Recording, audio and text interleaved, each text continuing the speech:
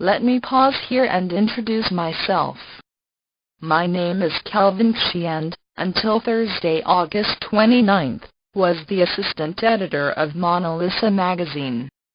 Lisa and Lanre had hired me sometime in April, on the recommendation of a mutual friend, to help set up a trendy lifestyle magazine that would in no time set the pace in its genre.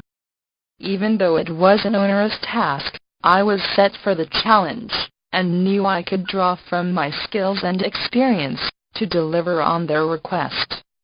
I earnestly set off for work, most of the time multitasking as editor, administrative and human resources manager, and working late into the night. Incidentally, I had another offer from an Abuja-based company, to be an assistant editor and Lagos bureau chief of a political magazine, but I turned it down on the excuse that I just got engaged with a similar job, and wanted to give it 100%. I remember the several meetings I had with Lanre, Lisa and the mutual friends, sometimes lasting till 10:30 p.m., to discuss and deliver on issues like editorial thrust, philosophy, mission, vision, target demography, templates, sectional assassin, themes, pagination, story ideas, online presence, USPs, advert generation, circulation and distribution, and staffing for the magazine. In all of these sessions I noticed almost everyone else was shallow about what they really wanted, but after much prodding, Lisa said she'd like a lifestyle magazine with a mass appeal. Truth is, they were largely vague about the new magazine concept, but I still tried to decrypt their nebulous ideas, concretized, gave life and substance, documented and presented to them.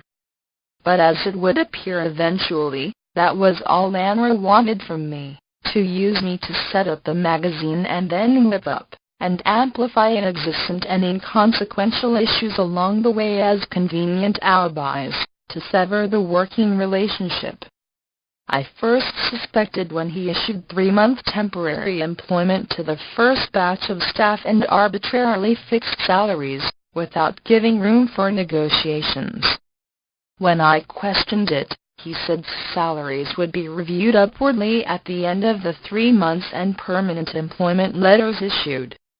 Lies.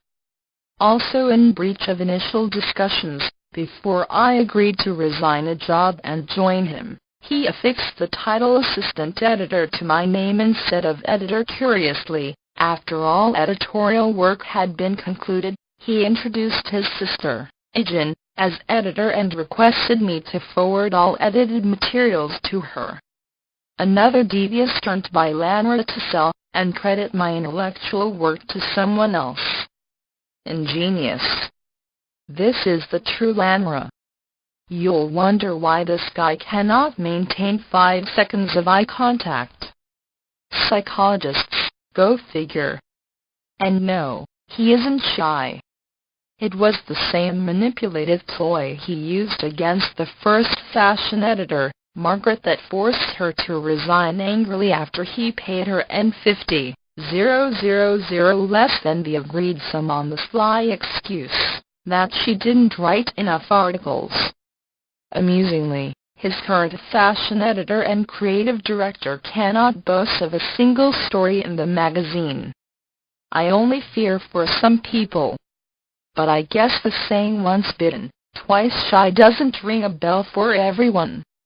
It never showed up in the office once, and her editing via emails was just so-so, forcing me to re-edit again. Lanre also asked that since stories for the first edition were completed, my team and I should write for subsequent editions, which I obliged him out of trust. As I discovered later, his wily game plan was to get as much intellectual and editorial contents out of me for subsequent editions, before he schemes me out of the setup.